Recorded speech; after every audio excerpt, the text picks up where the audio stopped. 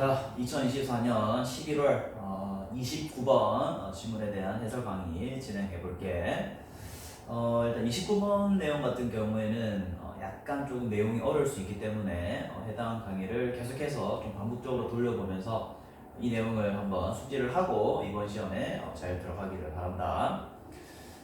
일단 내용 들어가기 앞서서 29번 내용에 대한 전반적인 설명을 좀 하자면, 우리가 이제 언어적 은유와 그 다음에 기술적 은유라는 게 개념이 나오는데, 언어적 은유에 대한 특성과 그 다음에 기술적 은유에 대한 특성이 서로 비교되면서 글이 이어지는 비교글이라고 이해를 하면 되겠다. 그래서 우리가 디지털 기술에 대한 은유가 뭔지, 그리고 언어적 은유가 뭔지, 그거에 대한 내용을 파악을 하면서 이번 질문을 정확하게 이해를 한번 해보자.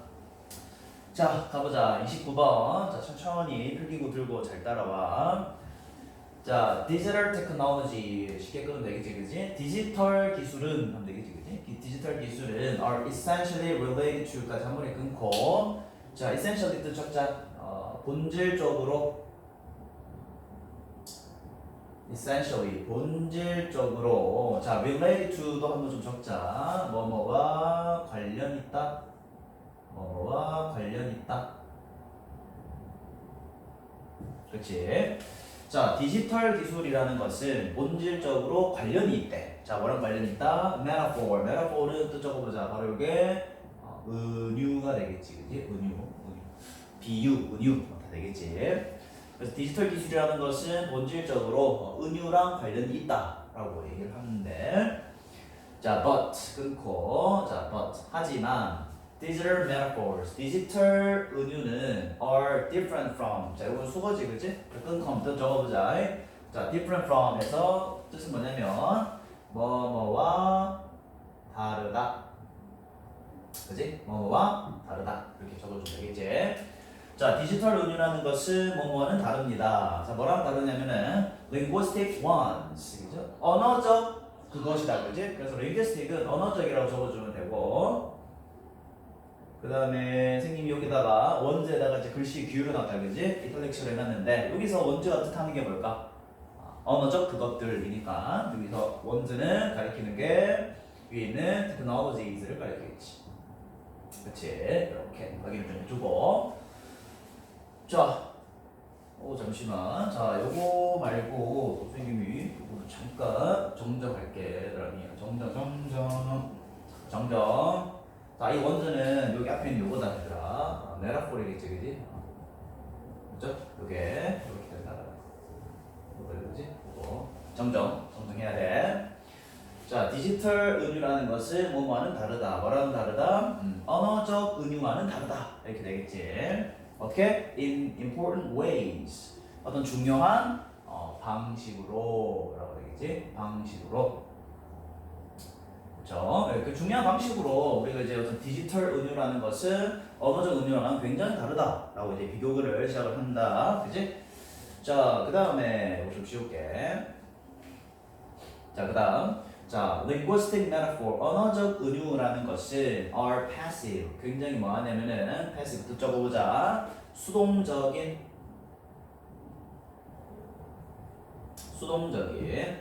자, 언어적 은유라는 것은 수동적이다. 자, 수동적이라는 말을 들었을 때 어떤 느낌이 있냐면은 뭔가를 가만히 있다, 이렇게 생각해야 돼요. 가만히 있고 뭔가 자기가 직접 하진 않고 누군가가 오기를 바라는 그런 개념을 좀 기억을 하면 좋겠지. 그래서 언어적 은유라는 것은 수동적이다 됐고요. 자, 그 다음 in the sense that. 자, 뜻 적자.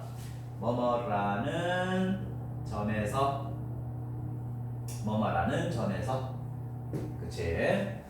자, 언어적 은유라는 것은 어떤 점에서 수동적이냐? The audience. 여기서 audience는 청중하지 말고 우리 은유를 하고 있기 때문에 글을 읽는 사람이라고 좀 생각을 해보면 여기서는 독자라고 하는 게 조금 더 의미적으로 부드럽겠지, 그지? 자, 그 독자들이 needs to choose. 뭐 할 필요 있다? 선택할 필요가 있습니다. 어떤 걸? To actively enter. 자, enter는 들어가는 거다, 그지? actively 뭐냐면 적극적으로 그러니까 독자들이 적극적으로 들어가기를 선택을 해야 된다 이거야. 어디로 들어가야 될까? The world 세상이다 그지? 자 갈로 묶어보자. proposed부터 by metaphor까지 갈로 닫고 앞에 있는 word 수식하면 되겠지.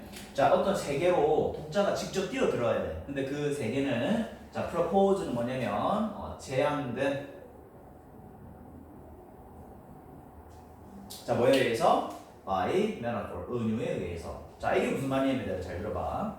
우리가 언어라는 걸 쓸 때 은유적인 표현을 쓸 수 있단 말이야. 근데 우리가 은유적인 표현을 썼을 때 딱 듣는 순간 바로 그게 무슨 말인지 이해가 잘 안 된단 말이야. 그래서 그거를 이해하기 위해서는 누가 끼어들어야 돼? 독자가 그 적극적으로 그 은유에 의해서 제한된 세상 속으로 뛰어 들어가야 돼. 아니면 이해를 못 해. 그치? 그래서 은유적인 표현은 독자가 아주 곰곰이 깊게 생각을 해야지만 그 은유적인 표현에 대한 의미를 이해할 수 있다는 거지. 그런 의미에서 언어적 은유는 수동적이다라는 거야. 왜냐하면 언어는 가만히 있기 때문에 독자가 들어와야 돼. 그치? 그거만 이해 잘 해주고. 자, 이 밑에 예시가 나온다. 자, in the Shakespearean metaphor. 자, Shakespeare는 뭐냐면 셰익스피어의라는 뜻이다, 그지? 자, 이거 적어볼까? 셰익스피어의, 그죠? metaphor 은유다, 그지? 그래서 셰익스피어의 은유에서 어떤 표현이 있냐면 time is a beggar. 자, 시간이라는 것은 is a beggar. beggar이 뭐냐면 구걸자야, 구걸자. 그치? 자, 얘들아, 이거 한번 생각해봐. time is a beggar. 시간은 구걸자다. 딱 들었을 때 바로 이해되는 친구 있을까? 있으면 어느 정도 국어에 대한 소양이 있을 수 있는데 사실 시간은 구걸자다라는 말 딱 들었을 때 바로 이게 이해가 되는 사람은 많이 없어. 그치? 우리가 어떻게 해야 돼? 적극적으로 이 표현에 대한 세계에 들어가야 돼. 이 표현이 무슨 말인지를 생각을 해야 된단 말이야. 생각을 하지 않으면 이 말의 뜻을 이해할 수 없다라는 거지. 무슨 뜻인지 한번 여러분 잘 한번 생각해봐. 영상 잠깐 스톱하고 한번 생각해봐. 나중에 알려줄게.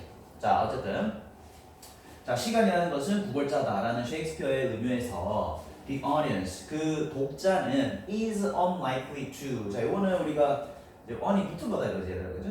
on이 여기 붙었지. 그러면은 해석을 할 때 뭐뭐 하지 않을 것 같다. 않을 것 같다. 그지? 여기서 likely 하면 뭐 할 것 같다라고 하면 되겠지, 그지? 자, 독자는 뭐 하지 않을 것 같습니다. understand 이해하지 못할 것 같아요. 이해하지 못할 것 같다. the metaphor 그 은유를 이해하지 못할 것 같습니다. without 뭐 없으면 자, cognitive effort cognitive는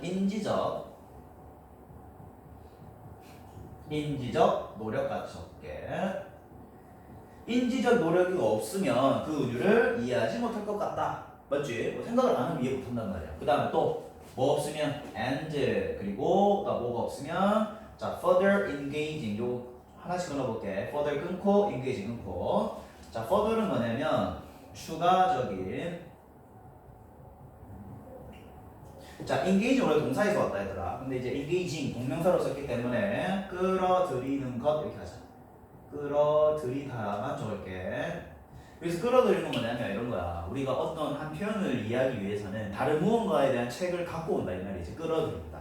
됐지? 갖고 온다 이 말이다. 그지? 자, 추가적인 끌어들이는 거 없으면 이해 못한다는 거지. 자, 뭐를 끌어오지 않으면 Shakespeare's prose. 자, prose는 뭐냐면 산문이다. 산문. 산문이라는 것은 뭐 셰익스피어가 썼던 글들을 얘기하겠지. 그지? 뭐 수필이라던가 그런 것들.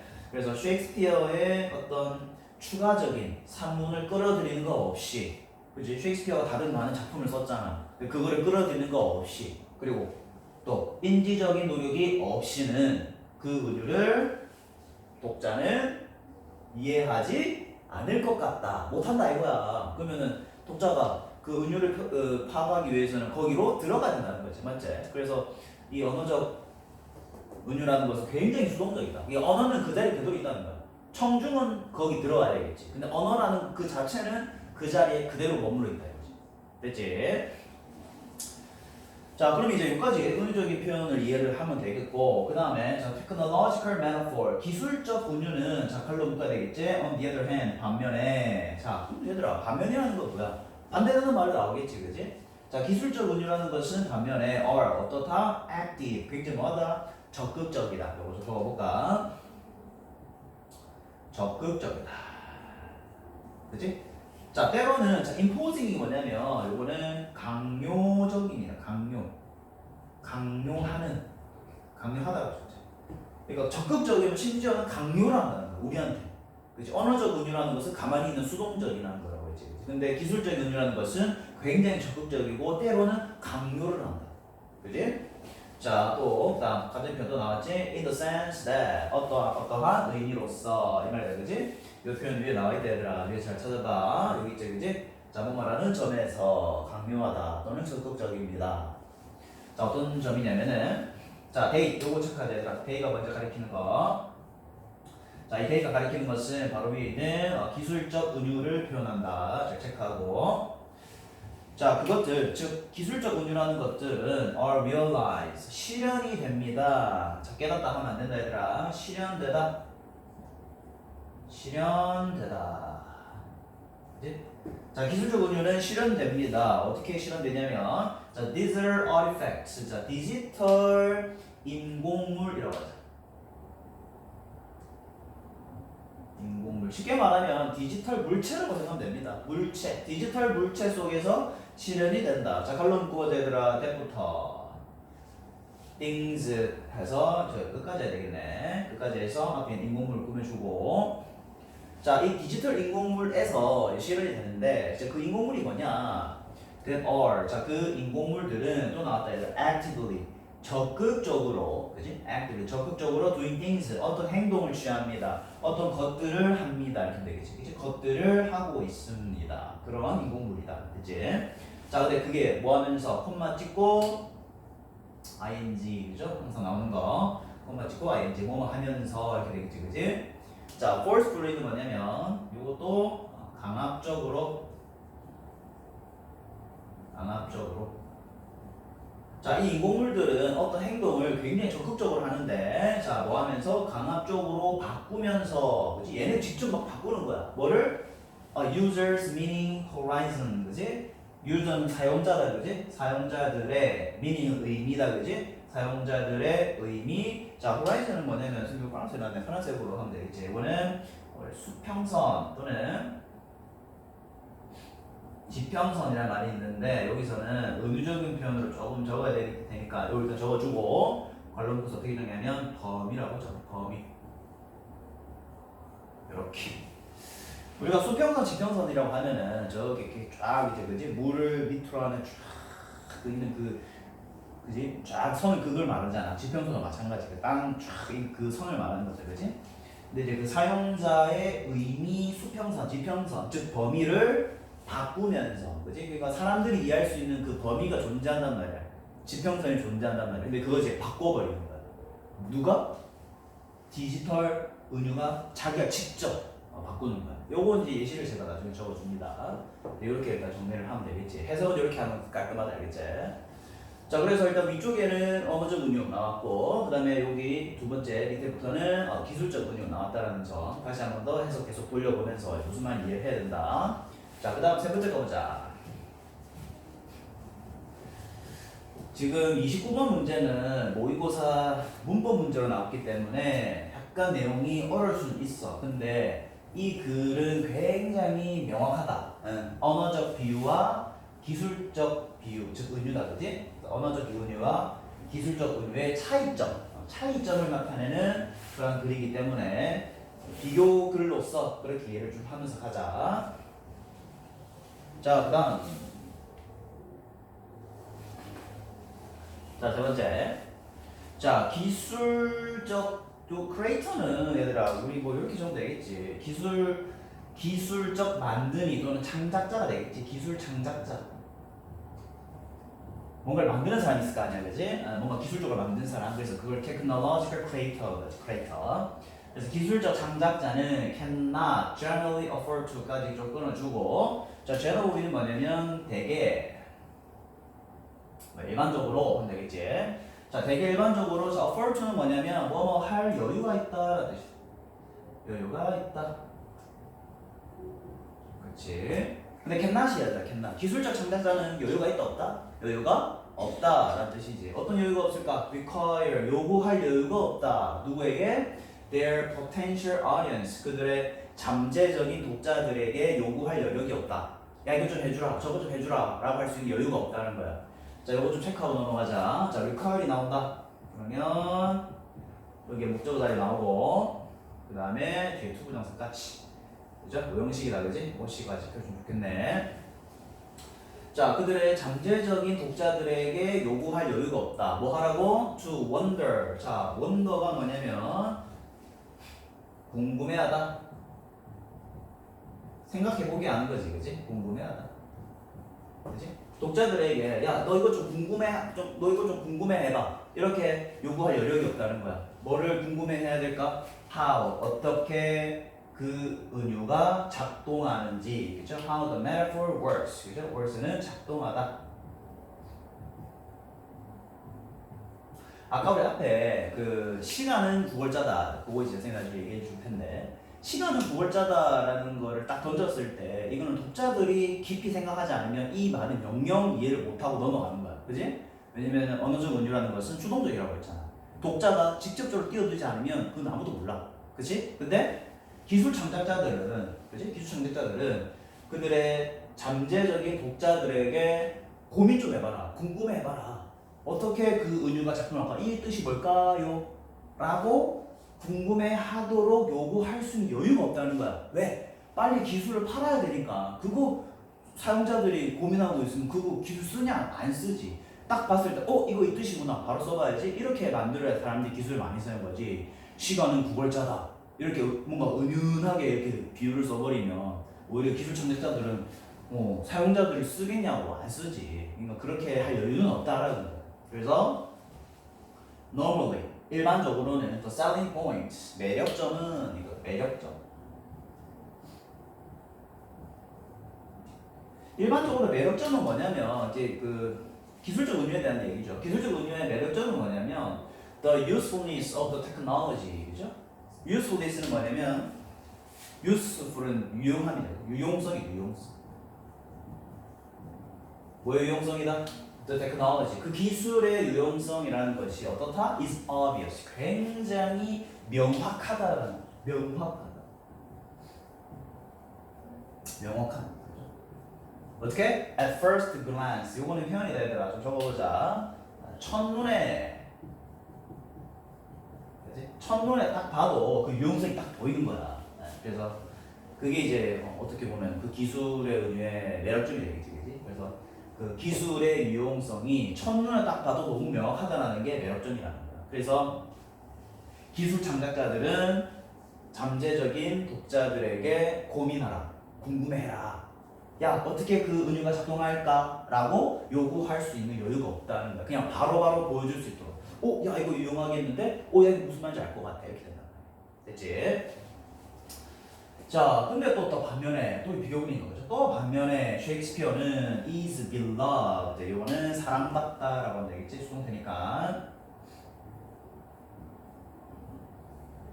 그럼에도 불구하고 하지만 셰익스피어는 사랑받습니다. in part 부분적으로 사랑을 받아요. 그 이유가 뭐냐면 the meaning 의미죠 of his works. 여기서 works는 작품이 되겠지. 작품.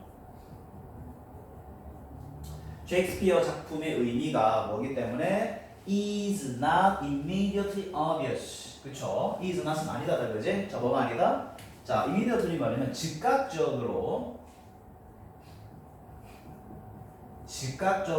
뭐 하지 않다? obvious 명확하지 않기 때문에 사랑받는데 그렇죠? 그리고 자 우리 엔들 중심으로 나왔지 그지? 엔들 중심으로 해서 requires 그 다음에 앞에 있는 동사 is 이렇게 되겠지 그지? 이렇게 보면 되겠지?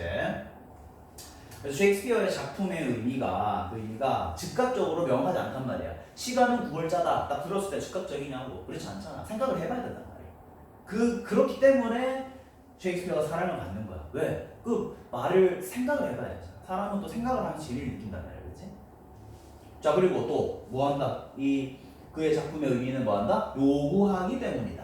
무엇을 요구할까? Some thought. 좀 생각을 요구하기 때문이야. 그치? On the part of the audience. 그죠? 그 독자의 일부분에 생각을 요구하기 때문에 여전히 그래도 셰익스피어는 사랑받고 있다. 이렇게 되겠죠. 자 그러면 이제 뜻을 좀 설명을 좀 할게.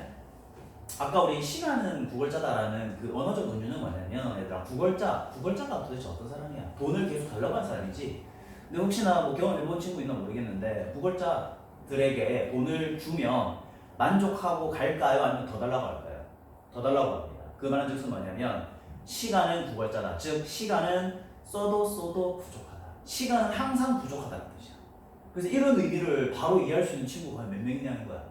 추가적인 cognitive effort, 인지적 노력 없이 과연 이 언어적 문제를 바로바로 이해할 수 있는 사람은 많이 없다. 즉 언어적 문제는 수동적이다. 왜? 언어는 그대로 있잖아. 근데 거기에 독자가 들어가야 된다. 독자가 들어가. 그렇지? 선생님, 그럼 이 기술적 운율 좀 알려주세요. 자, 기술적 운율 이런 거다 얘들아. 기술적 운율은 예를 들어서 뭐 있냐면 우리가 인터넷이라는 말을 할 때 인터넷 말보다 인터넷을 우리가 접속을 할 때 보통 앞에 뭐를 붙이냐면은 www 이렇게 붙인다. 그리고 뭐 주저 되잖아요. 이렇게 되잖아요. 그죠? 이 www를 우리가 이제 full word로 적어보면 world wide web이지. 웹. 그죠? W 이거거든. 얘들아. www. 월드 단어 알고 와이드 단어 알잖아. 근데 얘들아 웹이라는 단어는 사실 엄밀히 말하면 이거 뜻이 뭐야? 거미줄이야. 거미줄. 근데 전 세계의 넓은 거미줄이야. 거미줄. 자, 우리 기술 은유에서 얘들아 이 웹이라는 말을 썼을 때 사실 바로 인터넷이 도울 수밖에 없는 이유가 뭐냐면 거미줄 어떻게 생겼어? 엄청 촘촘히 다 연결돼 있지. 그 복잡한 모든 것들.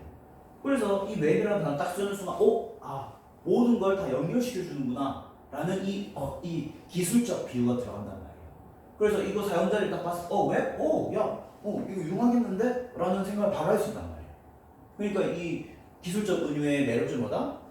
그 기술의 유용성이 바로바로 명백하게 보이는 거야. 처음부터 딱 보이는 거야. 왜? 뭔가를 연결시켜주는구나. 이거 유용하겠다. 이렇게 되는 거야. 됐지? 그래서 이런 게 아까 우리 시간 구월자다라는 그 표현과 월드 와이드 웹에서 이 웹, 이 거미줄의 어떤 은유, 기술적 은유다 그렇지? 요거에 대한 차이가 확실히 있지. 그렇지? 그래서 기술적 은유는 적극적이다. 우리의 어떤 의미에 바로바로 오는 거잖아. 내가 생각 깊이 안 해도 바랄 것 같은데, 그렇지? 생각 깊이 안 해도 바랄 수 있잖아. 근데 언어적 은유라는 것은 우리가 생각을 깊이 해야 이해를 할 수 있는 부분이 있기 때문에 그렇게 또 차이가 있다라고 보면 되겠지. 영상을 끝나기 전에 기술적 은유 하나 예시를 던져주고 또 수업 시간에 질문을 또 받도록 하겠습니다. 자, 일단 주제 문장 체크하자. 주제 문장. 자, 주제 문장은 우리가 두 가지로 좀 체크를 해야 되겠지. 일단 첫 번째 문장 먼저 좀 깔끔하게 좀 정리하자.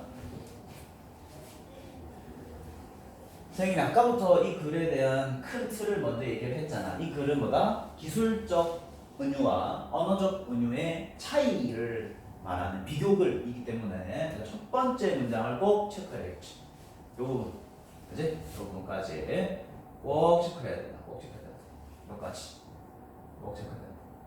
그치? 요 부분 꼭 체크하고, 그리고 이제 안에 세부적 내용으로 뭐 이런 거 있잖아, 얘들아, 그지? 뭐 언어적 은유라는 것은 이러이러한 거다라고 설명 쭉 나온다, 그지? 쭉 보시고 예시도 보셔야 되고, 자, 그 다음에 기술적 은유라는 것은 뭐 이러이러하다 그런 내용 쭉 나오잖아요, 그지? 이렇게 linguistic metaphor과 technological metaphor의 어떤 versus, vs 그렇게 되는 글이라는 거 좀 기억을 하고 이렇게 이 글을 정리하면 되겠다. 그래서 말뜻이 약간 좀 어려울 수 있는데 큰 틀에 대한 어떤 글의 내용은 굉장히 명료하기 때문에 이거는 계속해서 좀 영상을 돌려보고 이 질문을 정확하게 이해를 할 수 있도록 하거라, 알겠지? 자, 기술적 은유 하나 얘기하고 우리 또 마무리 클로징 멘트 하고 다음 부분 넘어갈게. 우리가 기술적 은유에 예를 들어 이런 게 있단 말이야. 클라우드라는 표현이 있다, 그지? 클라우드라는 걸 모르는 학생은 많이 없을 텐데 이 기술적 은유의 클라우드, 이 구름이라는 게 과연 어떤 은유일지 딱 보는 순간 느낌이 온 학생은 수업 시간에 나한테 꼭 얘기를 하도록 하거라. 궁금한 학생은 꼭 질문을 하고 이 질문이 없다는 것은 이 영상을 안 봤다는 뜻이겠지. 자, 그래서 이렇게 29번 내용 마무리하고 우리 또 영상을 끝까지 본 학생은 좋아요 꼭 누르고 댓글도 쓰면 선생님 댓글 달아줄 테니 댓글도 쓰고 그 다음에 우리 다음 30번 질문으로 바로 달려가 보도록 하겠습니다. 고고.